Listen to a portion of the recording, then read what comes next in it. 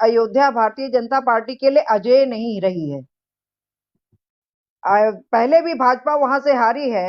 1989 में वहां से कम्युनिस्ट पार्टी के सांसद हुए।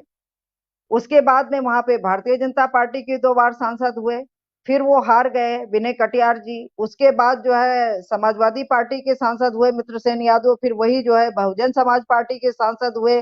और 2012 में भारतीय जनता पार्टी अयोध्या विधानसभा सीट से भी हार गई। तो ये नहीं कह सकते कि अयोध्या जो है भारतीय जनता पार्टी के लिए अजेय है। इसके पहले भी जनसंघ जब थी, उसकी पूर्ववर्ती संस्करण, तो उस समय भी भारतीय वो जनसंघ लड़ते थे चुनाव, लेकिन वो भी कभी सफलता के शिखर पर नहीं पहुंच पाई पार्लियामेंट में। तो इस तरीके का रहा। और खासकर जब ये एक नए तरीके का, कि जिस आंदोलन को निश्चित रूप से 1984 से जो धार दिया, और 1986 में चूंकि ये जो ताला खोलने की प्रक्रिया हुई, फिर 89 में शिलान्यास की प्रक्रिया हुई। तो आप याद ये भी करें कि नवंबर में जब शिलान्यास हुआ था, तो कांग्रेस ने अपना लोकसभा कैंपेन वहां से शुरू किया था, फैजाबाद कैंट से, 1989 में। लेकिन और ये उसको ये लग रहा था कि वो इस राम मंदिर के इशू से वो यहाँ पे केंद्र में और राज्य में दोनों जगह सत्तारूढ़ हो जाएगी। उस बार इलेक्शन दोनों स्टेट और सेंटर के दोनों के एक साथ हुए थे, लेकिन ना वो सेंटर में सरकार बनाने की स्थिति में रह पाई और ना ही स्टेट में वो जीत पाई। और 1989 से जो कांग्रेस गई उत्तर प्रदेश से, तो अभी भी वो बहुत अच्छे हालात में अभी तक नहीं आ पाई है। अब आइए भारतीय जनता पार्टी की हम बात कर लेते हैं। भारतीय जनता पार्टी के लिए 1990 एक तरीके से पीक था। पीक इसलिए था, मैं मानती हूं कि क्योंकि उस समय अयोध्या में मुलायम सिंह यादव की सरकार थी उत्तर प्रदेश में, और जो आडवाणी ने सोमनाथ से अयोध्या की यात्रा शुरू की थी, उसके दौरान जो कारसेवकों को बुलाया गया था अयोध्या में, तभी गड़बड़ियां होती थी जब बाहर से कारसेवक बुलाए जाते थे। अदरवाइज अयोध्या में 3 प्रमुख मेले होते हैं। सावन मेला होता है, रामनवमी मेला होता है, कार्तिक पूर्णिमा का मेला होता है, जिसमें पंचकोसी परिक्रमा और 14 कोसी परिक्रमा होती है। इन 3 प्रमुख मेलों में लाखों की भीड़ आती है, किसी को कोई समस्या नहीं होती है, और कभी भी किसी को कोई समस्या नहीं हुई। लेकिन जब भी बाहर से बुलाए गए कार सेवक आते थे, तो उससे लोगों को समस्या होती थी, चाहे वो 90 का समय हो और चाहे 1992 का समय हो। हम लोगों ने वो समय भी देखा है 1990 का, जब जिसे राम लहर के रूप में एक तरीके से परिवर्तित हो गया था पूरा प्रदेश।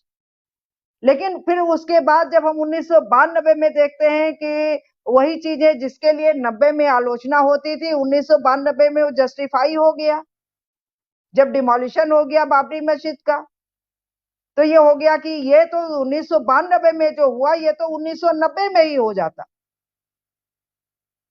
क्योंकि मैंने तो उस दौर को भी देखा है और वहीं पर रह के देखा है, उसमें करते हुए देखा है। 1992 में तो मेरे ऊपर भी हमला हुआ, और मेरे ऊपर भी जो हमला हुआ, 2 बार मेरे ऊपर हमला हुआ, और मैं किसी तरीके से मुझे बचा करके लोग जो है वहां पर फैजाबाद हमारे ऑफिस में छोड़े।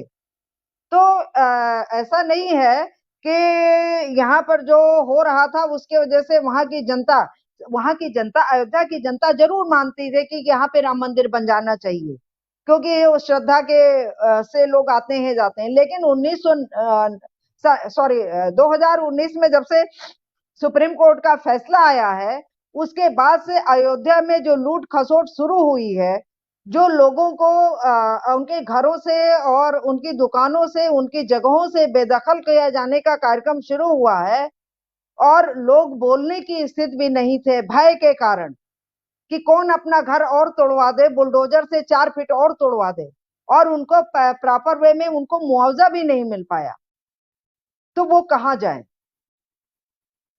तो एक बहुत बड़ा सवाल, श्रद्धा अपनी जगह पे है, लेकिन उस श्रद्धा के कारण किसी राजनीतिक दल को वोट दे दे, ये दूसरी बात है। लेकिन जितना आक्रोश अयोध्या के लोगों में इस बार रहा, उन्होंने एक तरीके से सबक सिखाने के लिए ये वोट किया है, जबकि दोनों तरफ से ऐसा नहीं है कि जो भारतीय जनता पार्टी के पक्ष में कम वोट हुए। पिछले 2019 से ज्यादा वोट पा करके भी लल्लू सिंह हारे हैं 54,000 से। तो ये एक बहुत बड़ा कारण ये है कि जो अयोध्या के अंदर लोगों का आक्रोश था, और ये बात सही है कि जो फैजाबाद, जो भारतीय जनता पार्टी सीट जीतती थी या कोई भी जब सीट जीतता है, फैजाबाद की जो पार्लियामेंट्री कॉन्स्टिट्यूंसी है जिसमें अयोध्या एक असेंबली कॉन्स्टिट्यूंसी है, तो उसमें दरियाबाद की कॉन्स्टिट्यूंसी और अयोध्या की कॉन्स्टिट्यूंसी का बहुत बड़ा रोल होता है। अगर हम इसे नंबर्स की दृष्टि पे जाएं, मतदाताओं और वोटर्स की दृष्टि पे जाएं, तिवारी तो जी आप कंटिन्यू कीजिएगा।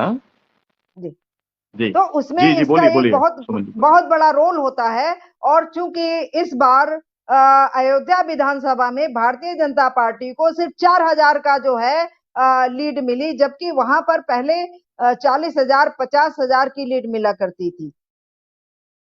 और बाकी बाकी कॉन्स्टिट्यूंसी, जो 4 कॉन्स्टिट्यूंसी थी, उसमें भी भारतीय जनता पार्टी को लीड नहीं मिल पाई, जिसकी वजह से ये सीट हार गई।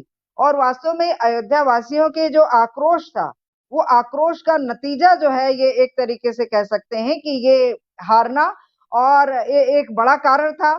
इसके अलावा जो हमारा संविधान का मसला था, जो इस चुनाव में आ गया था, महंगाई, बेरोजगारी, संविधान और एक जातीय गोलबंदी भी इसमें हुई, जिसमें पूरा इलेक्शन कह सकते हैं कि फॉरवर्ड वर्सेस बैकवर्ड, ओबीसी और दलित हो गया।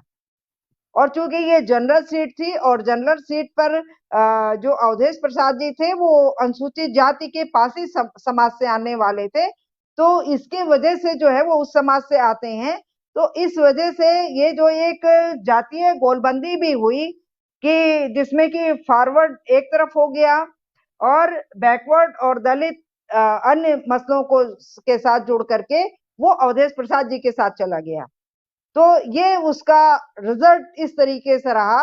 लेकिन एक बात मैं कहना चाहती हूँ जो सबसे महत्वपूर्ण है, कि अयोध्या फैजाबाद में हमेशा शांति सद्भाव का ही माहौल रहा। उसके बाहर लोग भले ही उसके नाम पे लड़ते रहे, और बाहर लोग ये समझते रहे, जब विवाद नहीं समाप्त हुआ था सुप्रीम कोर्ट के थ्रू, तब लोग समझते थे कि अयोध्या में तो लगता है कि लोग हिंदू मुसलमान आमने सामने खड़े हैं। लेकिन ऐसा नहीं था, बल्कि अयोध्या फैजाबाद के अंदर सांप्रदायिक सद्भाव था, और आज भी वो बना हुआ है। भले ही भाजपा हार गई है तो क्या हुआ, भाजपा वहां से कोई अजय नहीं रही है, एक ये है। और दूसरा, शांति सद्भाव हमेशा से अयोध्या फैजाबाद के अंदर बना रहा, और जब भी बाहर के लोग जी आए तभी यहाँ गड़बड़ियां हुई। जी